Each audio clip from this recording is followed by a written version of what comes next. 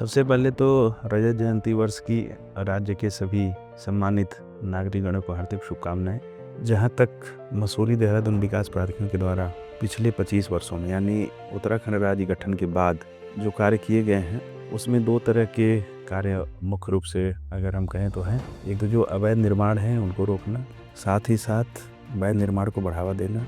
जो अवस्थापनात्मक सुविधाएं हैं जो मसूरी देहरादून विकास प्राधिकरण के द्वारा गत वर्षों में उपलब्ध कराई हो, चाहे मसूरी का क्षेत्र हो चाहे देहरादून का क्षेत्र हो, उसमें जल निकासी की व्यवस्था यानी ड्रेनेज पे अच्छा काम हुआ है। मोहल्ले की सड़कें बनाई गई हैं। कम्युनिटी हॉल पर बहुत ज़्यादा फोकस किया गया है और पूरे एमडीडीए क्षेत्र में करीब 20 कम्युनिटी हॉल हम लोगों ने अब तक बनाए हैं। वर्तमान में जैसे जैसे देहरादून क्षेत्र में जनसंख्या घनत्व बढ़ा, आवासीय मांग को देखते हुए कई आवासीय परियोजनाएं एमडीडीए द्वारा लॉन्च की गई, जिसमें सहजधारा नोड पे एमडीडीए कॉन्क्लेव है और आलियम परियोजना है। आईएसबीटी क्षेत्र में बड़ी हाउसिंग प्रोजेक्ट्स हम लोग लेकर के आए एमडीडीए के द्वारा। ऐसे ही धौलास क्षेत्र में गरीबों के लिए ईडब्ल्यूएस आवासीय परियोजना लोगों के लिए बना करके दी गई। समय के साथ दो तरह के दबाव हुए। एक तो ट्रैफिक का बहुत डेंसिटी बढ़ी देहरादून में, तो पार्किंग की सुविधाओं के विकास के लिए घंटाघर पर पार्किंग बनाई गई। जो चक्राता रोड चौड़ीकरण था, जो उसमें दुकानदार प्रभावित हुए, उनको घंटाघर में कॉम्प्लेक्स बना करके दिया गया और जो घंटाघर चक्राता रोड की बॉटल नेक थी उसको खत्म करके ट्रैफिक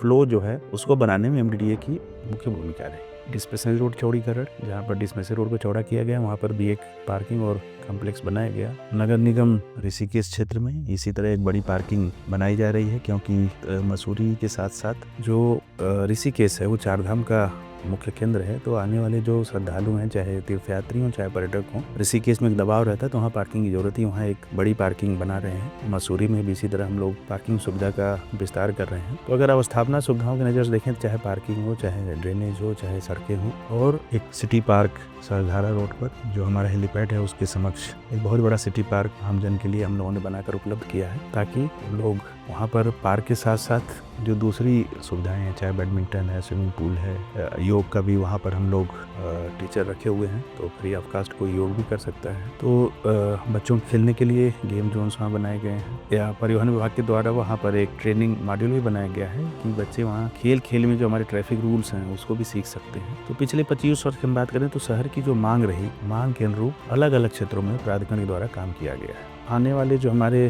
प्रोजेक्ट्स हैं, तो आवासीय जरूरतों को पूरा करने के लिए ईडब्ल्यूएस के प्रोजेक्ट्स हम लोग लेकर आ रहे हैं, साथ ही साथ प्लाटेड डेवलपमेंट लेआउट्स भी लेकर के आ रहे हैं, और फ्लैट्स हम लोग आमजन की सुविधा के लिए उसकी भी तैयारी कर रहे हैं कि आने वाले समय में जो आवासीय ज़रूरतें हैं उनको एमडीडीए के द्वारा पूरा की जा सके, उनकी पूर्ति की जा सके। ऋषिकेश क्षेत्र में आने वाले कुंभ में कई अवस्थापना के काम किए जाने हैं। जो हमारी आवासीय परियोजनाएं हैं उनकी जो निर्माण गुणवत्ता है उसका हम लोग थर्ड पार्टी मॉनिटरिंग करते हैं, स्वयं उसका निरीक्षण करते हैं। जो भी निर्माण कार्य किए जा रहे हैं आवासीय परियोजनाओं के एमडीडीए के द्वारा, उनकी गुणवत्ता उच्च कोटि की है। साथ ही साथ जो हमारे प्राइवेट डेवलपर्स हैं, अगर उनसे कोई तुलना करें तो बहुत रीजनेबल रेट्स हैं उसके, जो हमारी फ्लैट्स हैं, और वो हम इसलिए बनाते हैं ताकि आम जन की पहुँच उनकी सुनिश्चित हो सके। और 25 वर्ष में जो हमने तय किया है, जो हमारा आने वाला आगे 2047 तक विकसित भारत के साथ साथ विकसित उत्तराखंड की जो संकल्पना माननीय मुख्यमंत्री जी लेकर चल रहे हैं, उसमें कदम ताल मिलाते हुए एमडीडीए के द्वारा जो भी संभव होगा, जो भी हमारी ज़रूरत होगी, जो भी आवश्यकताएं होंगी,